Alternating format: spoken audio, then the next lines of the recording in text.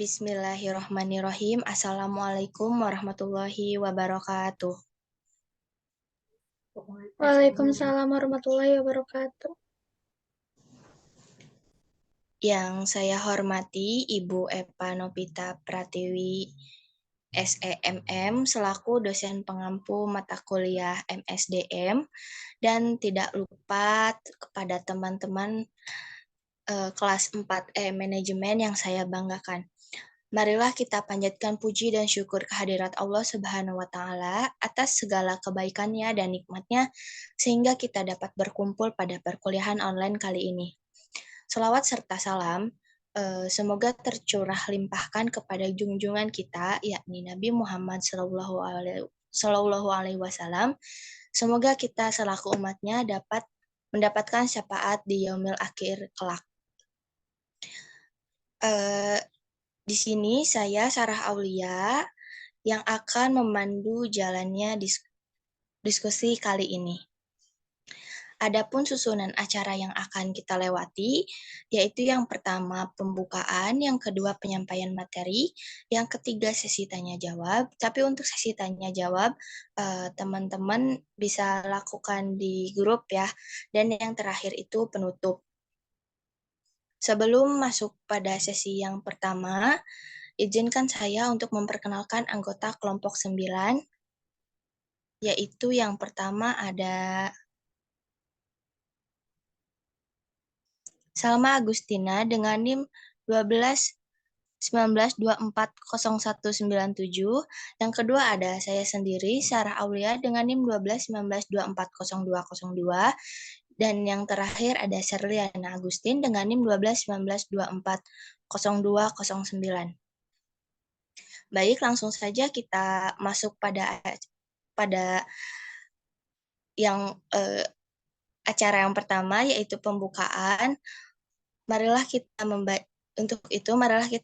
membacakan basmalah bersama-sama. Bismillahirrahmanirrahim.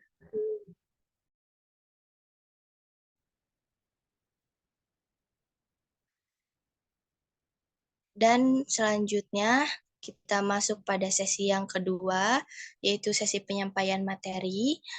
Sesi yang kedua ini untuk penyampaian materi yang pertama akan dibawakan oleh teman saya, yaitu Salma Agustina. Kepadanya saya persilakan.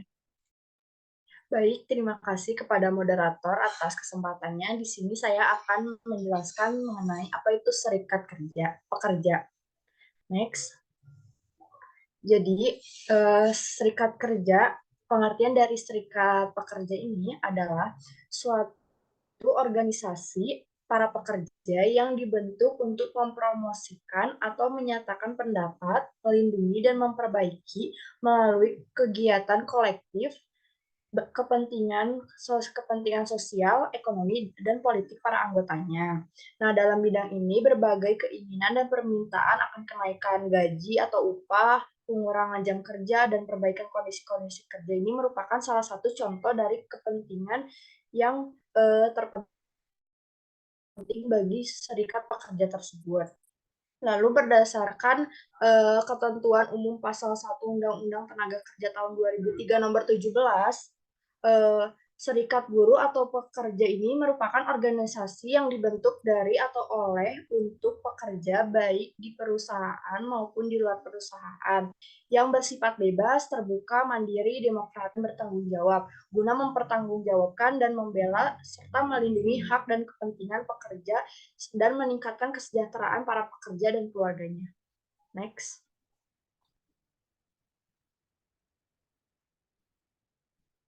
Selanjutnya ada materi mengenai landasan pertimbangan pembentukan serikat pekerja. Nah, berikut ini ada dasar hukum yang menjamin seseorang dapat aktif berserikat ataupun membentuk serikat pekerja tanpa perasaan takut atau dibatasi oleh pihak manajemen atau pihak-pihak lainnya.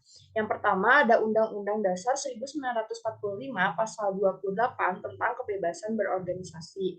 Lalu yang kedua ada Konvensi ILO nomor 87 tentang kebebasan berserikat. Nomor ketiganya itu ada Undang-Undang nomor 21 tahun 2000 tentang serikat pekerja. Dan yang keempat ada pasal 104 ayat 1 Undang-Undang Nomor 13 Tahun 2003 tentang Ketenagakerjaan, dan yang kelima ada pasal 5 ayat 1 Undang-Undang Nomor 21 Tahun 2000 tentang Serikat Pekerja atau Serikat Buruh. Next. Nah, di sini materi selanjutnya ada mengenai tipe-tipe serikat pekerja atau serikat karyawan. Nah, di sini terdapat 3 macam atau 3 tipe dari serikat karyawan ini. Yang pertama ada craft union. Nah, craft union ini yaitu serikat karyawan yang anggotanya terdiri dari para karyawan atau pekerja yang mempunyai keterampilan yang sama seperti tukang-tukang kayu, tukang batu, guru, dan lain-lainnya. Selanjutnya ada industrial unions. Nah, yaitu adalah serikat kerja yang dibentuk berdasarkan lokasi pekerjaan yang sama. Nah, serikat ini tuh terdiri dari para pekerja yang tidak berketerampilan maupun yang berketerampilan yang ada di dalam suatu perusahaan ataupun industri tertentu yang terdapat di suatu wilayah gitu. Jadi misalnya serikat pekerja di Jawa Barat, serikat pekerja di Jawa Timur. Lalu yang ketiga, yang terakhir ada mixed unions. Nah, yaitu serikat pekerja yang mencakup para pekerja terampil, tidak terampil, dan setengah terampil. Nah, dari suatu lokasi tertentu, tidak memandang dari industri mana. Jadi bentuk serikat kerja karyawan ini tuh mengkombinasikan antara craft unions dan industrial unions. Jadi tidak harus dari pekerjaan yang sama atau wilayah yang sama. Sekian materi yang dapat saya sampaikan. Saya kembalikan lagi kepada moderator. Baik, terima kasih kepada Saudari Salma yang telah menyampaikan materinya. Materi yang kedua akan disampaikan oleh teman saya, yaitu pada Saudari Serliana Agustin. Saya persilakan. Baik, terima kasih moderator. Di sini saya akan menjelaskan mengenai perundingan kolektif. Perundingan kolektif atau perundingan kerjasama atau collective bargaining adalah suatu proses di mana perwakilan serikat pekerja atau representatif dua kelompok bertemu dan bermaksud untuk merundingkan atau negosiasi suatu perjanjian yang mengatur hubungan-hubungan kedua pihak di waktu di masa yang akan datang gitu. Kemudian perundingan kolektif ini merupakan proses negosiasi antara pihak karyawan yang diawali oleh serikat karyawan dengan pihak manajemen untuk menetapkan syarat-syarat hubungan kerja. Proses ini meliputi pengakuan awal hak dan kewajiban dari serikat pekerja dan manajemen, negosiasi sebuah kontrak tertulis mengenai gaji, jam kerja, dan kondisi kerja lainnya, dan interpretasi serta penerapan kontrak selama periode waktu berlakunya proses perundingan kerja bersama. Kemudian,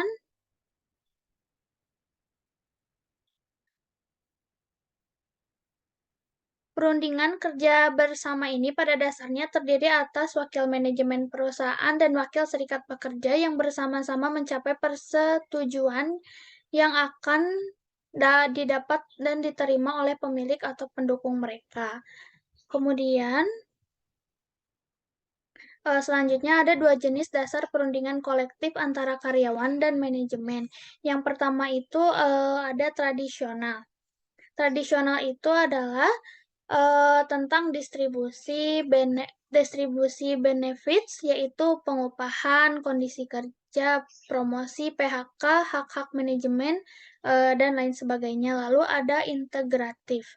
Jenis perundingan yang jarang terjadi adalah perundingan yang bersifat integratif. Hal ini terkait dengan bermacam-macam masalah, kepentingan timbal balik antara kedua belah pihak yang lebih besar, terutama usaha menyelesaikan masalah atau mendamaikan permasalahan yang terjadi. Banyak opini yang dilontarkan tentang perundingan integratif yang sesuai dengan pengalokasian berbagai sumber daya dan beban kerja.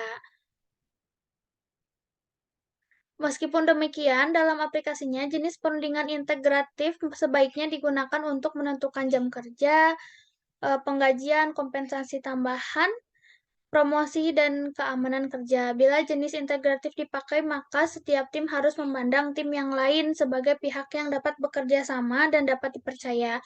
Kedua pihak itu harus memegang komitmen terhadap posisi tertentu selama pergantian informasi dan pembahasan permasalahan serta perasaan, karena perundingan tradisional sejauh ini merupakan jenis yang paling umum. Lalu ada faktor-faktor pengaruh dalam perundingan kolektif. Yang pertama itu cakupan rundingan. Cakupan rundingan yaitu banyaknya buruh yang akan terkena hasil perundingan atau perjanjian kerja seperti dalam suatu departemen, divisi, perusahaan, atau keseluruhan karyawan dalam suatu industri. Yang kedua itu ada tekanan-tekanan perundingan tekanan-tekanan perundingan serikat karyawan. Yaitu selain penggunaan taktik tawar-menawar, ada 3 tipe tekanan yang lebih kuat yang kadang-kadang digunakan, yaitu yang pertama pemogokan, yang kedua itu mencegah atau menghalangi karyawan-karyawan yang ingin masuk kerja sewaktu diadakan pemogokan, dan yang ketiga itu ada boykot. Lalu selanjutnya ada peran pemerintah. Serikat karyawan dan buruh sering lebih mempersilahkan intervensi pemerintah untuk menyelesaikan berbagai masalah hubungan kerja mereka. Intervensi ini paling tidak dalam bentuk segala perundang-undangan dan peraturan di dalam bidang perburuhan. Lalu yang selanjutnya itu ada kesediaan perusahaan. Kesediaan perusahaan untuk berunding secara terbuka dengan serikat karyawan ditentukan oleh kemampuan atau kekuatan perusahaan, filsafat kepemimpinan, gaya manajemen, dan kemungkinan menggunakan alat-alat pemaksaan, misalnya pemecatan, skorsing, dan sebagainya.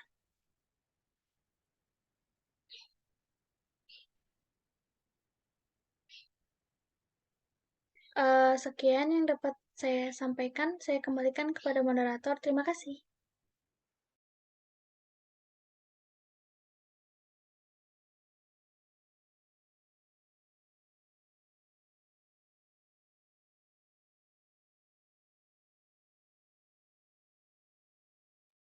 Mohon maaf, saya lanjutkan kembali. Manajemen menggunakan beberapa teknik untuk mempersiapkan perundingan. Yang pertama itu, manajemen menyediakan data yang merupakan dasar dalam membangun posisi. Perundingan berupa data upah dan tunjangan, serta perbandingan tarif upah lokal dan tarif yang dibayar untuk pekerja yang sama dalam industri.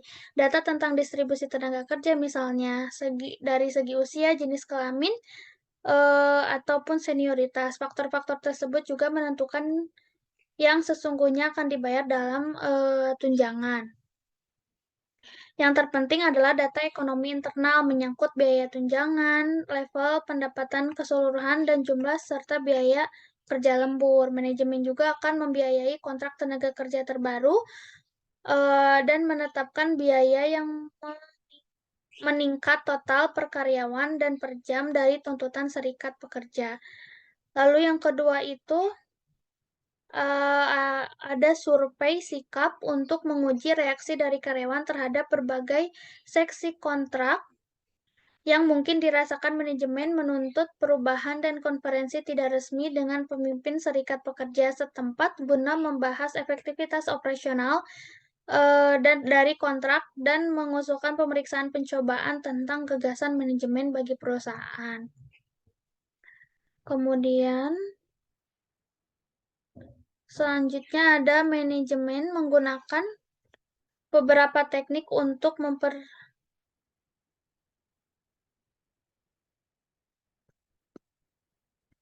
mungkin ini yang tadi sudah dijelaskan. Lalu ada proses perundingan kolektif.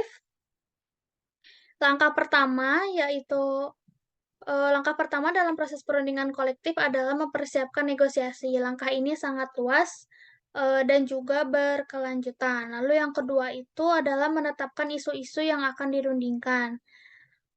Kemudian yang ketiga itu setelah isu-isu yang akan dinegosiasikan ditetapkan, kedua belah pihak akan mencapai kesepakatan yang dapat diterima oleh kedua belah pihak. Lalu yang keempat, baik serikat pekerja maupun manajemen perusahaan memiliki alat dan argumen yang dapat digunakan untuk meyakinkan pihak lain agar menerima pandangan mereka supaya negosiasi itu berhasil. Lalu yang kelima itu akhirnya manajemen perusahaan dan serikat pekerja biasanya mencapai kesepakatan yang menetapkan aturan main untuk durasi sebuah kontrak. Yang keenam, langkah berikutnya adalah meratifikasi perjanjian. Catatan umpan balik terdapat dalam kesepakatan. Lalu yang terakhir itu ada mengadministrasikan kesepakatan yang nantinya akan dipakai untuk mempersiapkan negosiasi berikutnya. Sekian yang dapat saya sampaikan. Saya kembalikan kepada moderator. Terima kasih. Baik, terima kasih kepada Saudari Shirley atas penyampaian materinya. Dan di sini kita akan lanjut kepada materi selanjutnya yang akan disampaikan oleh saya sendiri. Nah, di sini ada mengenai tentang kesepakatan kerja bersama. Kesepakatan kerja bersama adalah perjanjian yang merupakan dari hasil perundingan antara serikat pekerja atau serikat buruh atau beberapa serikat pekerja yang tercatat pada instansi yang bertanggung jawab di bidang ketenaga kerjaan dengan pengusaha atau beberapa perusahaan atau perkumpulan pengusaha yang memuat syarat-syarat kerja, hak, dan kewajiban kedua belah pihak. Next.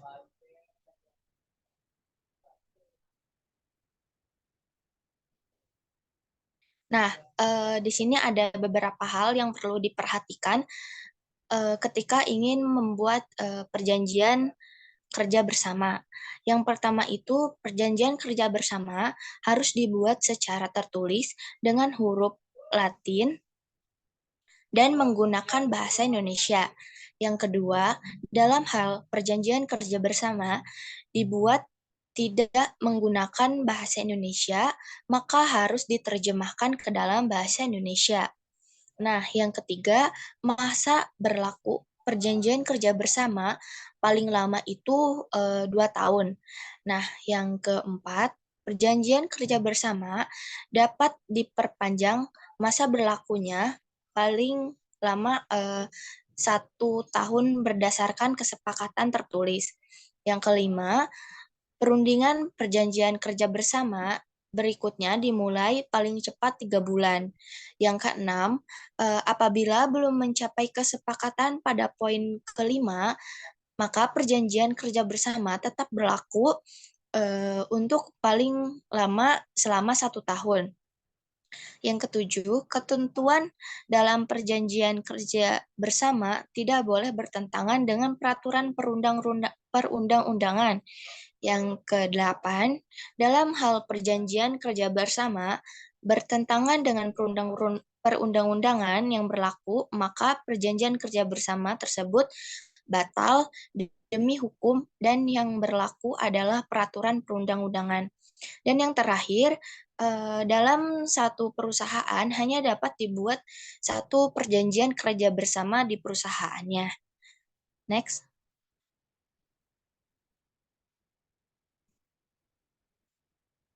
Nah, selanjutnya ada hubungan pekerja dengan manajemen. Hubungan pekerja dengan manajemen didasarkan pada suatu kontrak atau perjanjian kerja. Dalam kontrak tersebut, berbagai hal terkait dengan hak karyawan dan kewajiban yang telah dilaksanakan. Nah, hak karyawan yang tercantum dalam kontrak itu antara lain mengenai gaji, bonus, hak cuti, kenaikan gaji, atau lain sebagainya. Sementara itu, kewajiban karyawan terkait dengan pelaksanaan bidang di tugasnya masing-masing. Nah, berkaitan dengan tugas, hubungan antara karyawan dengan manajemen umumnya merupakan hubungan yang formal gitu ya, yang kaku dan birokratis. Terdapat beberapa jenjang dan jalur yang membatasi komunikasi antara manajemen dengan karyawan. Nah, akibatnya adanya jalur formal tersebut, komunikasi menjadi kurang efektif dan panjang. Hal ini seringkali menimbulkan salah penafsiran antara karyawan terhadap kebijakan yang diambil manajemen karena kurang efektifnya hubungan di antara kedua belah pihak. Nah, dalam rangka mengatasi kesenjangan hubungan manajemen dan karyawan, hubungan tersebut dapat dilangsungkan secara informal gitu ya. Hubungan informal mereduksi jenjang birokrasi dan jalur komunikasi sehingga hubungan komunikasi dapat berlangsung secara lebih cepat dan efektif. Nah, jalur informal dapat dilakukan melalui pertemuan informal antara manajemen dengan kelompok-kelompok karyawan. Next. Nah, di sini ada dua hubungan pekerja dengan manajemen. Yang pertama, hubungan yang kurang harmonis. Nah, tujuan para pekerja, serikat pekerja, manajemen, dan pemerintah seringkali tidak berjalan seiring gitu ya, tidak berjalan satu tujuan atau dan sebagainya. Nah, sehingga sering muncul hubungan yang kurang harmonis di mana para pekerja dan manajemen itu berusaha untuk memperoleh potongan yang lebih besar dan pendapatan yang ada. Secara historis, SP mengambil sikap yang kurang harmonis dalam interaksinya dengan manajemen. Nah, fokus tuntutannya adalah pada upah, jam kerja, dan kondisi kerja sebagai usaha untuk memperoleh lebih banyak dan lebih baik dari yang selama ini diterima oleh perusahaan. Nah, yang kedua itu ada hubungan kooperatif. Dalam satu hubungan yang kooperatif, peran serikat pekerja adalah sebagai mitra, bukan pengkritik, dan SP mempunyai tanggung jawab yang sama dengan manajemen yang mencapai solusi dan kooperatif yang menghasilkan sesuatu seperti yang ditunjukkan dalam kemitraan dalam perundingan kolektif. Nah, oleh karenanya hubungan yang kooperatif membutuhkan suatu hubungan di mana para serikat pekerja dan manajemen itu sama-sama saling memecahkan masalah, saling berbagi informasi, dan mencari pemecahan yang integratif. Next. Nah, yang terakhir ada mengenai manajemen personalia dapat mengembangkan kerjasama antara perusahaan dan serikat karyawan melalui 5 tahapan. Yang pertama itu ada konsultasi awal. Nah, konsultasi awal ini di mana konsultasinya itu dengan para pemimpin serikat karyawan untuk membahas masalah-masalah yang sebelumnya menjadi keluhan yang lebih formal gitu ya. Yang kedua itu ada perhatian. Nah, yang sungguh-sungguh terhadap masalah dan kesejahteraan karyawan. Bahkan bila manajemen tidak mempunyai kewajiban yang untuk melakukan hal itu menurut perjanjian kerja. Yang ketiga ada panitia-panitia kerja bersama. Nah, manajemen dan para pengurus serikat karyawan itu untuk mencari penyelesaian berbagai masalah yang sering timbul. Yang keempat ada program-program latihan. Secara objektif mengkonsumsikan maksud perundingan serikat karyawan dan manajemen serta mengurangi kesalahan-kesalahan pengertian dan berbagai bentuk bias lainnya gitu. Dan yang terakhir itu ada pihak ketiga yang dapat memberikan pedoman atau pengarahan dan program yang membuat para pemimpin serikat karyawan itu dan manajer semakin dekat untuk secara bersama mencapai sasaran atau mencapai tujuan. Mungkin sekian materi yang dapat saya sampaikan. Nah, sesi penyampaian materi telah selesai. Selanjutnya kita masuk kepada sesi tanya jawab. Tapi untuk sesi tanya jawab ini kita bisa lakukan di grup. Bagi teman-teman yang ingin bertanya, silakan untuk disampaikan di grup ya. Selanjutnya itu ada sesi terakhir, yaitu sesi penutupan. Sebelum masuk ke sesi penutupan, saya akan menyampaikan kesimpulannya terlebih dahulu. Nah, serikat karyawan adalah organisasi para pekerja yang dibentuk untuk mempromosikan atau menyatakan pendapat, melindungi dan memperbaiki kepentingan-kepentingan sosial, ekonomi, dan politik para anggotanya.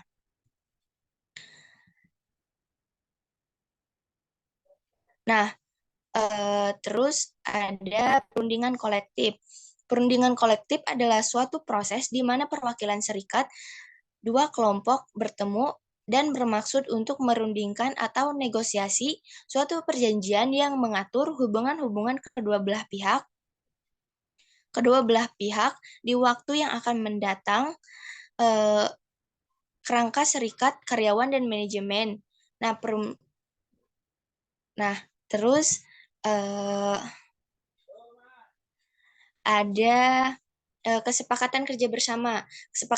Kesepakatan kerja bersama merupakan perjanjian yang dari hasil perundingan antara serikat pekerja, buruh, atau beberapa serikat pekerja lainnya. Hubungan pekerja dengan manajemen didasarkan pada suatu kontrak atau perjanjian dalam kontrak tersebut. Mungkin sekian pemaparan presentasi dari kelompok 9. Bila ada salah kata atau salah ucapan, mohon dimaafkan, atau bila ada kekurangan, mohon dimaafkan. Semoga penyampaian materi yang dari kami sampaikan bisa bermanfaat bagi teman-teman. Kurang lebihnya mohon maaf. Billahi taufiq wal hidayah. Wassalamualaikum warahmatullahi wabarakatuh. Waalaikumsalam warahmatullahi wabarakatuh.